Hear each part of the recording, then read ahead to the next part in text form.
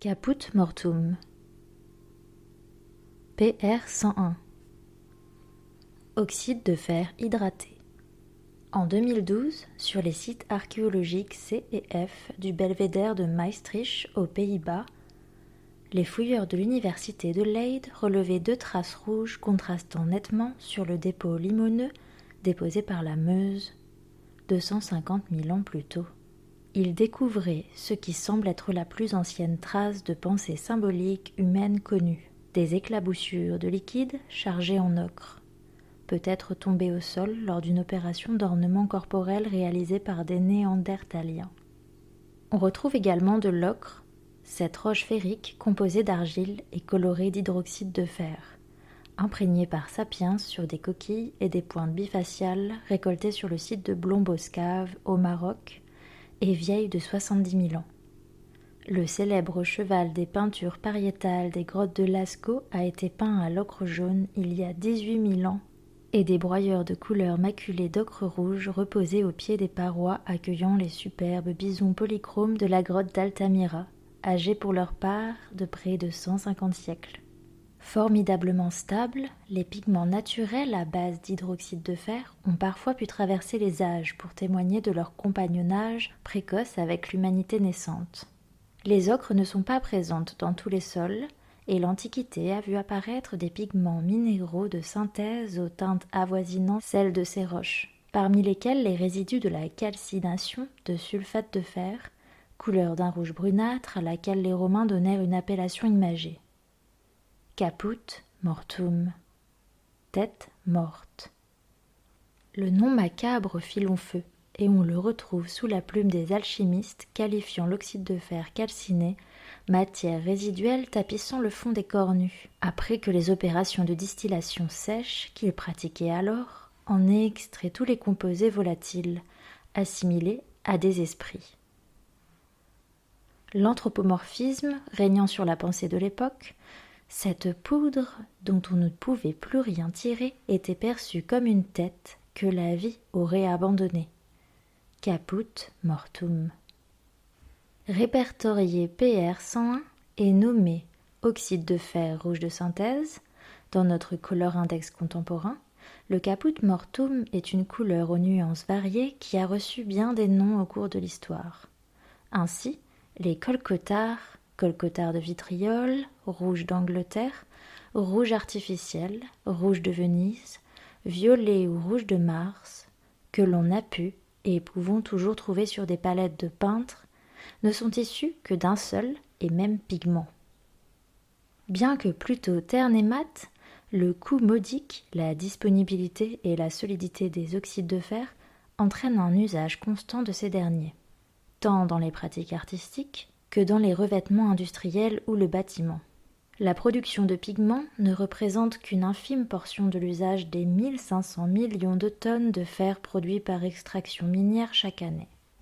Le fer est le métal le plus courant de notre vie quotidienne. C'est le 3e matériau le plus utilisé après le bois et le béton, et si l'âge de fer historique a pris fin au terme du 1er siècle de notre ère, le 6e élément le plus présent dans l'univers, qui représente 5% de la croûte terrestre, est indispensable à nos civilisations. D'intérêt limité à l'état natif, 98% de la production est destinée à la production d'alliages, les aciers. Le fer y est toujours additionné d'un faible pourcentage de carbone et de divers métaux qui lui confèrent des qualités adaptées à ses multiples applications, se déclinant dans plus de 3500 nuances d'acier, telles que l'acier inoxydable, nécessitant la présence d'au moins 10% de chrome, ou l'acier zingué, résistant à la corrosion. 52% de cet acier sert pour la construction et les infrastructures, 16% pour les équipements mécaniques, 12% dans les secteurs automobiles, 10% composent des objets métalliques, 5% dans l'électronique et les appareils ménagers. L'omniprésence de ce matériau est assurée par une industrie titanesque dont les complexes miniers, les réseaux de transport et les hauts fourneaux fonctionnent en continu. Son impact sur la planète en donne la mesure. La sidérurgie représente, en moyenne, à elle seule 8% des émissions mondiales annuelles de gaz à effet de serre. Dans une installation classique, la production d'une tonne d'acier nécessite 1370 kg de minerai de fer, 125 kg d'acier recyclé, 780 kg de charbon et 270 kg de calcaire. 20 à 30 gigajoules sont également consommés. 1885 millions de tonnes d'acier brut étaient produites dans le monde en 2022. Si 28% de la production est issue de ferraille recyclée, l'extraction minière reste en constante augmentation et colonise le globe. Les groupes internationaux privés tels que Vale, Rio Tinto et BHP Billiton exploitent des complexes miniers à ciel ouvert démesurés, générant des centaines de millions de mètres cubes de résidus miniers et de boues toxiques, causant régulièrement des tragédies humanitaires et environnementales incommensurables. Le 5 novembre 2015, à quelques kilomètres de la ville de Mariana, dans l'état de Minas Gerais, a eu lieu l'une des pires catastrophes écologiques de l'histoire du Brésil, la rupture du barrage de déchets miniers de Fundo, géré par Samarco, une entité appartenant aux géants de la sidérurgie Vale et BHP Billiton, qui exploitent la mine de fer attenante. L'effondrement de la retenue libéra soudainement 60 millions de mètres cubes de résidus toxiques. Un raz-de-marée de boue rougeâtre qui dévasta tout sur son passage et rasa le village de Bento Rodrigues, laissant ses 600 habitants dans le plus profond dénuement, traumatisme accentué par la perte de 20 d'entre eux, brutalement emportés par les eaux. La vague rouge dévala ensuite les pentes montagneuses et emprunta le lit du 5e plus grand fleuve du Brésil, le Rio Doce, pour finir sa course dans l'océan Atlantique, 650 km en aval, laissant derrière elle la forêt tropicale protégée dévastée, des milliers de tonnes de poissons morts étouffés par les boues, des millions d'animaux intoxiqués, des centaines de pêcheurs démunis et des centaines de milliers de personnes privées d'eau potable, le service des eaux des États de Minas Gerais et Espírito Santo ayant été suspendu.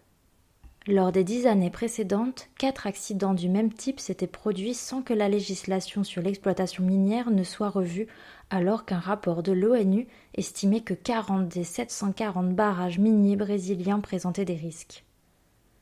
4 ans plus tard, un nouveau drame s'avérait encore plus meurtrier.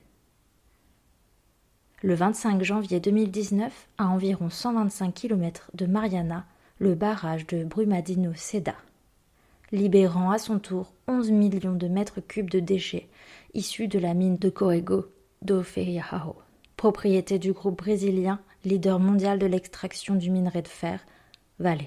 Le flot ferreux ravagea Brumadinho, souffla les bâtiments et les ponts et emporta la vie de 270 des 40 000 habitants de la ville. 26 communes se trouvaient sur la route de la vague de boue dévastatrice qui finirent par rejoindre le cours du fleuve Paraopeba. Le colorant d'un brun rouge toxique sur plus de 300 km laissa la faune et la flore meurtries. La décomposition des centaines de milliers de dépouilles des espèces aquatiques décimées accentua la contamination des eaux, qui montrait en 2020 des taux dangereux de fer, de plomb, d'uranium et autres métaux lourds, rendant les eaux fluviales impropres à la pêche, aux cultures et à la consommation. Les populations indigènes locales, très dépendantes de leur écosystème, virent leurs ressources cruellement amoindries, et l'ensemble de la population de la région subit la contamination des nappes phréatiques. En 2021, le groupe Vale fut condamné à payer une amende de 7 milliards d'euros et en 2023, son ancien PDG, Fabio Schwartzmann, ainsi que 15 membres de son équipe sont poursuivis pour homicide volontaire. En janvier 2024, les groupes Samarco, BHP et Vale ont été condamnés à verser 9,5 milliards d'euros d'indemnités pour la pollution due à la rupture du barrage de Mariana en 2015. Pour les mêmes causes, se tiendra en octobre 2024 le procès du groupe australien BHP Billiton devant la justice britannique et face aux avocats représentant plus de 7000 plaignants qui réclament au total 41 milliards d'euros de dommages et intérêts. L'environnement, lui, restera durablement marqué par les coulées de boue. Caput mortuum. Couleur au fer. Ocre rouge, ocre jaune, ocre brune, terre de sienne brûlée, terre d'ombre, ombre brûlée, oxyde de fer rouge, oxyde de fer jaune, oxyde de fer noir, marron de ferrite, de zinc, brun spinel, bleu de Prusse, etc.